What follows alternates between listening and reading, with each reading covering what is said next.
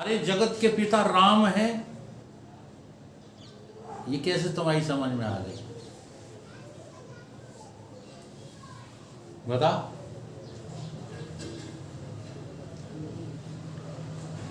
ये झूठ बात है क्या? सच है तो बताओ, कैसे समझ में आई तुम्हारी?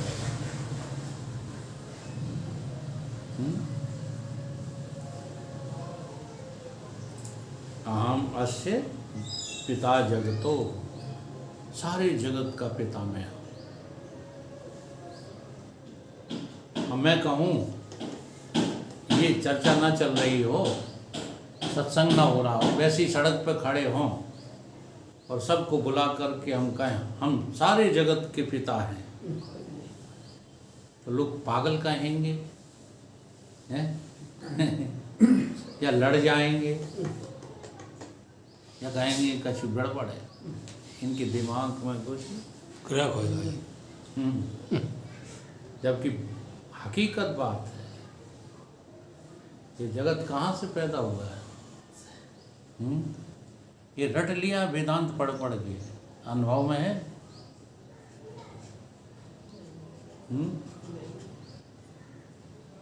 तुमने जगत पैदा किया, इस जगत के तुम पिता हो, सारे ब्रह्मांड के तुम पिता हो। बस इसी अनुभव तक हमको पहुंचना है। जिस क्षण आपको ये अनुभव होने लग जाएगा कि ये जगत जो है हमसे ही उत्पन्न हुआ है, हम ही में ये घूम रहा है और हम ही में ये लय हो जाता है, ये अनुभव तुमको हो जाए, काम बन गया। अब उसका सैंपल तो है तुम्हारे पास, क्या बोलते हैं उसको, वानगी। परमात्मा ने तुमको इतनी बुद्धि तो दे दी है वानगी वाली, और उस वानगी से देखो पता लग रहा है रात को जगत कहाँ चला जाता है। रात में जगत कहाँ चला जाता है, नींद में जगत कहाँ चला जाता है? अब बोल क्यों नहीं है? मुझे वही समझ आता है? खो कहाँ जाता है? हम ही में समा जाता है, समा जाता है कि नहीं? फिर सुबह कहाँ से निकल आता है और पूरे दिन कहाँ रहता है? मुझे वही रहता। जगत कहाँ रहता है? नहीं रहता। हाँ, तो ये बात जो समझ में आनी चाहिए। अब वो कहते हैं कि जो है भगवान कहीं कहाँ रहता, भगवान क्यों रहेगा कहीं? सब भगवान में ही रहते हैं। इसलिए जब तू अपनी आत्मा को समझ जाएगा तो तेरे अलावा कोई दूसरा भगवान निकलेगा नहीं। इसलिए यतो व ईमान भूतानि जायन्ते, सब तुझसे पैदा हुए, तेरे से ही सब पैदा हुए हैं, सब तुझ में ही घूम रहे हैं और तेरे में ही लय हो जाएंगे। इसलिए तू ही ब्रह्म है, तत् त्वम् असि।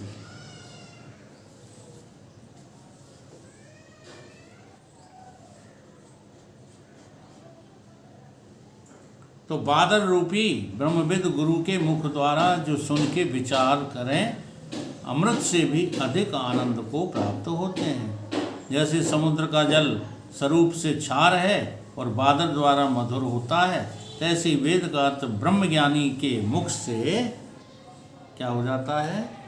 अमृत हो जाता है। ब्रह्मज्ञानी के मुख से शास्त्रों का वर्णन अमृत के रूप में झलकता है। इसलिए संत की वाणी अमृत है। संत की वाणी क्या होती है? अमृत होती है। अब चाहे जिस जो है गेरुआ वस्त्र वाले की वाणी नहीं, संत की वाणी कि संत संतो अखिल वीतरागा, अपास्ट मोहा शिव तत्व निष्ठा। संत वो होता है जो दुनिया के जो है ऊपर चढ़ा बैठा है, दुनिया उसके अधीन है, सब उसके अधीन जी रहे हैं, उसका नाम संत है। ज्ञानी गुरु से वेद अर्थ का पठन और श्रवण की योग्यता।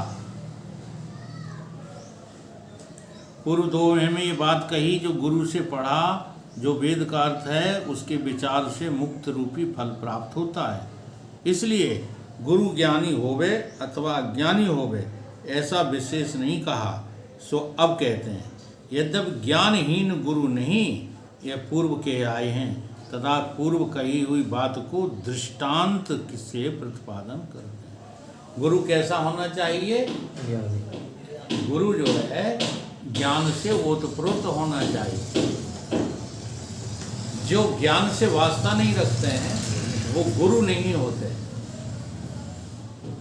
जो पक्ष लेते हैं भक्ति का, कर्म का, साधनों का, जाने कहाँ कहाँ अटकाए रहते हैं आपको, वो गुरु नहीं होते। आज देखो ना कितने संप्रदाय जो है अटकाए हुए हैं, तुम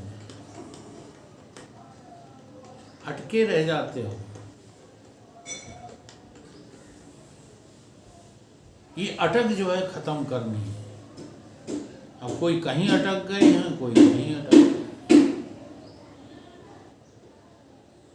अपने अपने जो है झंडा को लिए फिरते, अटके हुए लोग अपना अपना झंडा लिए फिरते। ये जो संप्रदाय है ना, ये संप्रदाय झगड़े पैदा करते हैं। इन संप्रदायों के चक्कर में नहीं पड़ना चाहिए। हम किसी संप्रदाय के जो सदस्य न बने, न किसी की बात को माने।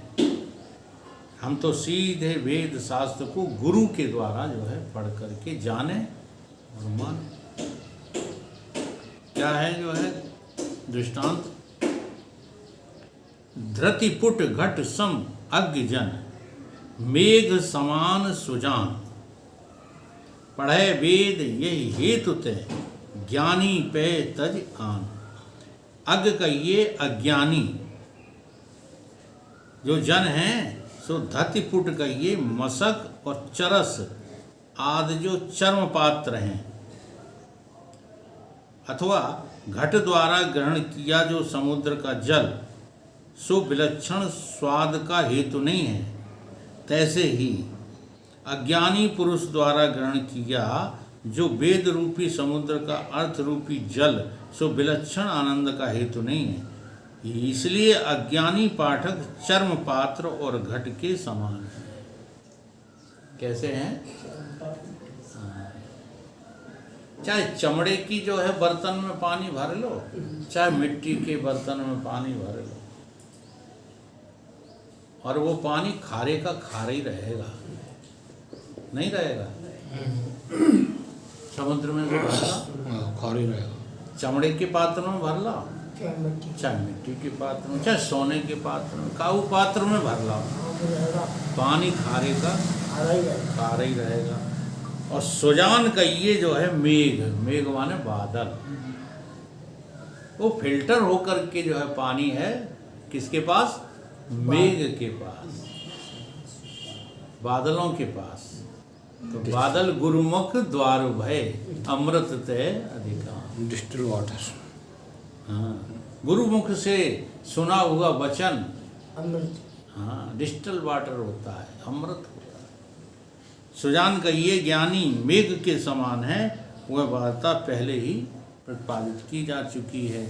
इसलिए चर्मपात्र घट के समान जो अज्ञानी पाठक हैं, तिनको त्याग के मेघ के समान जो ज्ञानी, ताही सो वेद का अर्थ पढ़ना और सुनना चाहिए। ये अज्ञानियों की सभाएं लगी हुई हैं संसार में, तो इतना समझाते हैं लोगों की समझ में। हम तुम्हें ही कैसे ज्ञानी मान ले? भाई ज्ञानी नहीं है जो इतनी भीड़ को पढ़ा रहे हैं। हाँ, देखो तो यही बात तो समझ में नहीं आ रही है।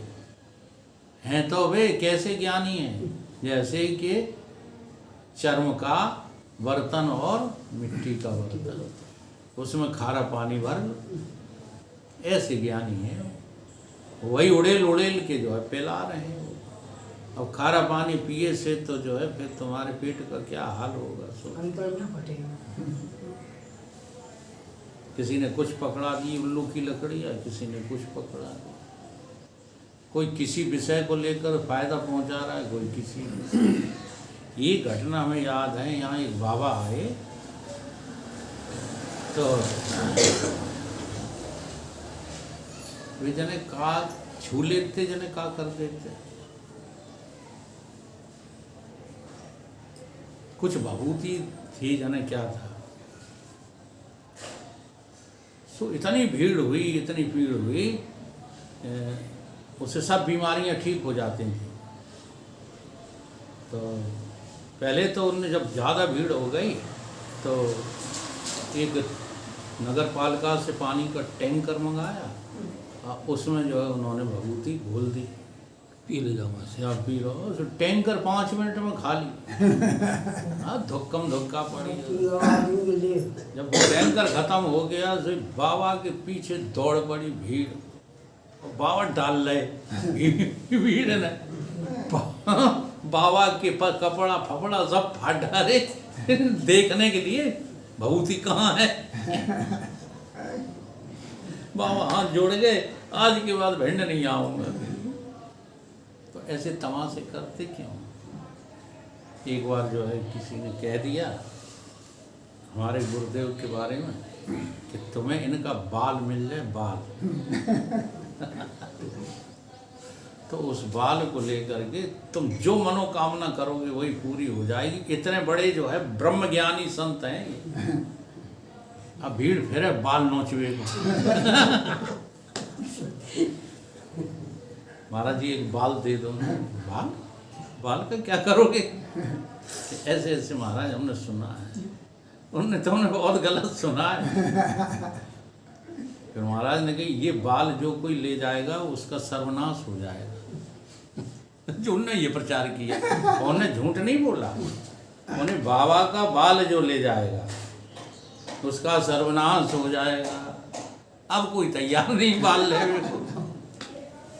बाल का मतलब होता है बाबा का सिद्धांत। बाबा का सिद्धांत तो यही है। कही तो सही बात। बिल्कुल सही है कि जो मेरे मत को ले जाएगा उसका संसार समाप्त।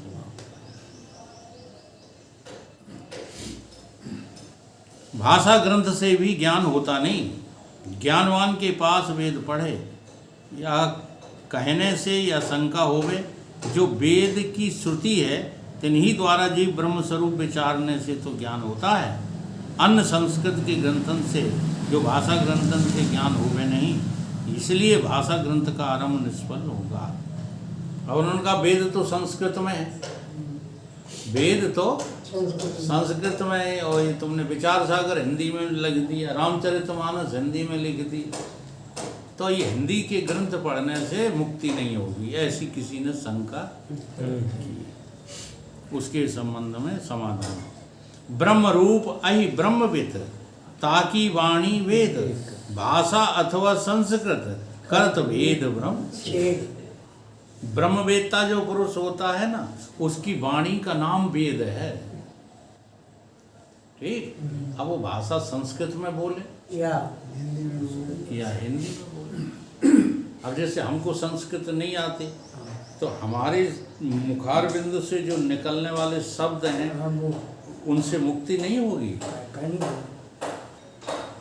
ऐसे ही संस्कृत जो पढ़ा है वो संस्कृत वाले शब्दों को निकाले लेकिन सही बोले तो उससे भी मुक्ति हो जाएगी।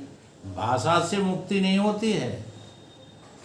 भाषा से मुक्ति थोड़ी होती है कि इन्हें संस्कृत नहीं आती तो ये कुछ नहीं जानते, ऐसा नहीं है। ज्ञान का भाषा से कोई संबंध नहीं है। बड़े बड़े संत हुए हैं, बहुत अच्छे अच्छे संत हुए हैं, जिनको पढ़ना लिखना आता ही नहीं था। जैसे हमारे गुरुदेव स्वामी युग पुरुष स्वामी परमानंद जी के गुरु जानते कौन है? 2 क्लास पढ़े। दूसरी क्लास में स्कूल पढ़ने गए थे, शिक्षक ने ये पूछा कि 2 कितने होते हैं? उन्होंने कहा 5 होते हैं। 2 कितने होते हैं? अबे 5 बता रहे। तो शिक्षक ने कहा कि तुम बहुत बड़े जो है अज्ञानी हो, तुम्हें कुछ नहीं आता। सारे बच्चे बता रहे हैं 2 4 होते हैं। हाँ, तुम अपनी भूल को सुधार नहीं कर सकते। वे बार बार यही कहें 2 5 होते हैं। इतनी बड़ी त्रुटि क्यों कर रहे हो? तो उन्होंने कहा महाराज मास्टर साहब भूल तो आप भी किए होंगे, मैं क्या भूल कर रहा हूँ? मैं कौन सी भूल कर रहा हूँ कि आपकी भूल बताऊँ? मैं कहा बताओ, तुम को हो? उन्होंने कहा हम शिक्षक हैं, और कौन है? नहीं हो शिक्षक तो को हो? अभी नहीं बता पा रहे। तुम हो तो ब्रह्म और बने फिर रहे हो शिक्षक। इससे बड़ी कोई भूल है? कौन सा लड़का कह रहा है ये, जो दूसरी क्लास में पढ़ने गया है, वो कह रहा है। शिक्षक ने हाथ जोड़े, कहा कि तुम दुनिया को पढ़ाओगे, तुम्हें हम नहीं पढ़ा पाएंगे। बात आ रही समझ? जो ब्रह्मबोध होता है, आत्मबोध होता है, वो भाषा का मोहताज नहीं है कि नहीं साहब संस्कृत के प्रकांड विद्वान ही ब्रह्म ज्ञान करा पाएंगे। नहीं, तो उनके जो है पढ़ाए हुए ब्रह्मज्ञानी संत ऐसे निकले संसार में। हाँ, उनमें एक तो जो है विश्वविख्यात दिखाई दे रहे हैं, और एक वो थे जिनके शिष्य हम बैठे हुए, वो भी बिल्कुल कुलाउटू थे, तीसरी कक्षा पास थे। तो ये ज्ञान जो होता है वो भाषा का मोहताज नहीं। ब्रह्म रूप अहि ब्रह्मविद, ताकि वाणी वेद भाषा अथवा संस्कृत करत भेद ब्रह्म छेद। सो भाषा रूपी होवे अथवा संस्कृत रूप सर्वदा भेद ब्रह्म का छेद करता है। अब ऐसा कहें कि वेद के वचन बिना ज्ञान होवे नहीं, सो नियम नहीं है। जैसे आयुर्वेद में कहे जो रोग और तिनके निदान और औषध तिन संपूर्ण का अन्य संस्कृत ग्रंथन से भी और भाषा भारसी ग्रंथन से ज्ञान हो जावे है, तैसे ही सर्व का आत्मा जो ब्रह्म ता का ज्ञान भी भाषा आदि ग्रंथन से होता है। इस वास्ते सर्वज्ञ जो ऋषि और मुनि हुए हैं, तिनने स्मृति और पुराण और इतिहास ग्रंथन में ब्रह्म विद्या के प्रकरण कहे हैं। जो वेद से बिना ज्ञान न होवे तो वे संपूर्ण प्रकरण निष्फल हो जाएंगे। इसलिए आत्मा के स्वरूप का प्रतिपादक